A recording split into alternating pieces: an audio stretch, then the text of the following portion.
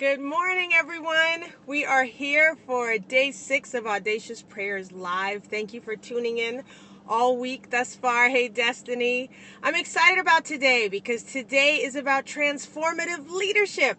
When I wrote this book, Audacious Prayers for World Changers, I think I had in the back of my mind, really in the front of my mind, that this was going to be a book that wasn't just about praying so that we could change, but praying so that we would develop the power and the strength and the vision to be able to help others change and to change the world around us. So I'm excited that so many people are hooking onto this book. We have so many entrepreneurs and people in leadership positions who are saying that this book is giving them big words to match their big vision. So today, it's exciting that we're going to be talking about transformative leadership.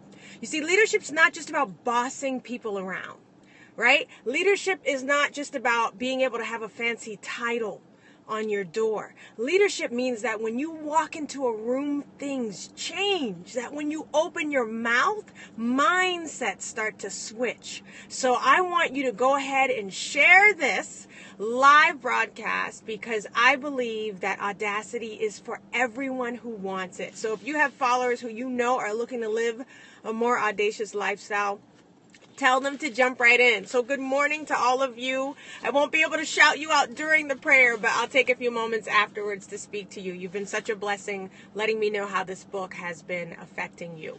So we're jumping into day 6, which is a prayer for the gift of transformative leadership. You'll see a lot of times that I label these prayers as being gifts or things that we have to ask for, because God always tells us that important things like wisdom and insight and discernment are things that he has to grant us. We're not just born with it.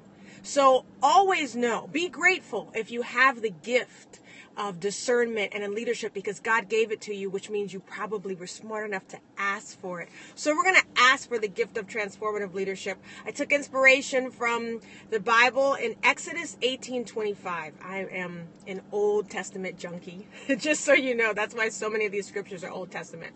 It says, he chose capable men from all Israel and made them leaders of the people, officials over thousands, hundreds, 50s, and 10s. I think it was intentional that they went down from thousands all the way down to 10s because you are not supposed to despise small beginnings. I know Fred Jones Speaks, who is watching right now, always talks about that. Do not despise only being over one person or only having a staff of 10. Because by the way that you lead that small team, God will begin to bless you. He will begin to redeem the time and the effort you've put into that small team, and he will begin to multiply that team that's working on your behalf. I truly believe that. So here we go. Day 6, a prayer for the gift of transformative leadership. It says, Lord, help me to understand the difference between leading and simply bossing people around. Teach me how to respect and treat my followers, especially my first followers, like the equals they are. I want to be a leader at the forefront in terms of strategy, execution, and innovation, so please empower me with the skills needed to make that a reality. Make me unafraid to step out into the unknown, to try something untested. Give me a knack for hiring brilliant minds, and don't allow me to be intimidated by those that are smarter than me. They will be invaluable to my future. Teach me to speak in a way that provides clarity and not confusion.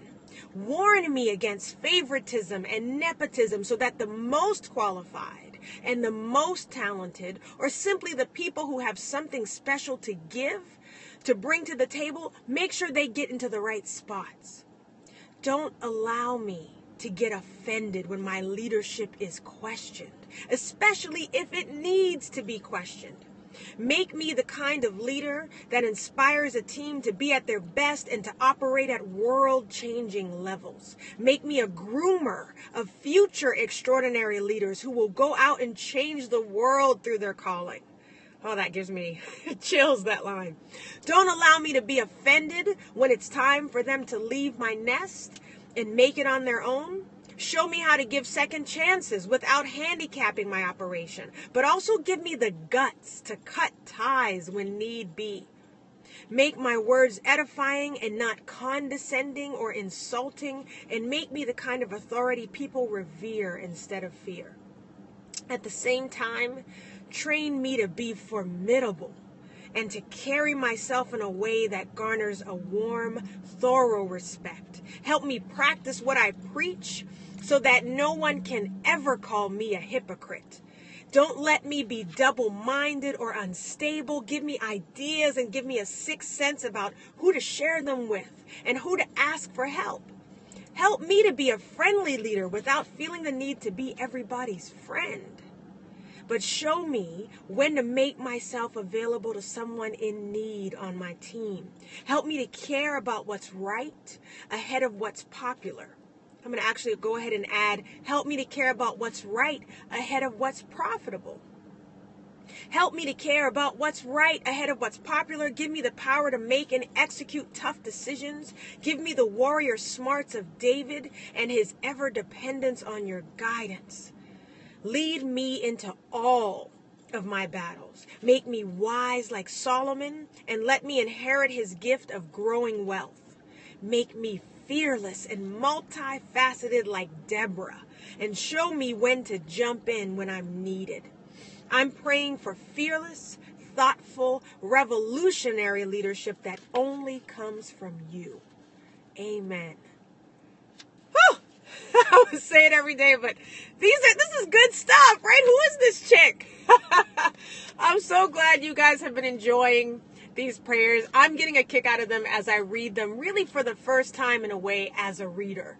It's one experience to write these things, but to go back and read them, man, it's a blessing. It's a blessing because I know that as I read this, some of it still feels fresh and new to me, which confirms to me that this is his stuff, right? It is good stuff, thank you, but it's his stuff. And so I'm just honored in this season to be a vessel, to be a vehicle for these big words. I believe in big, bold speech.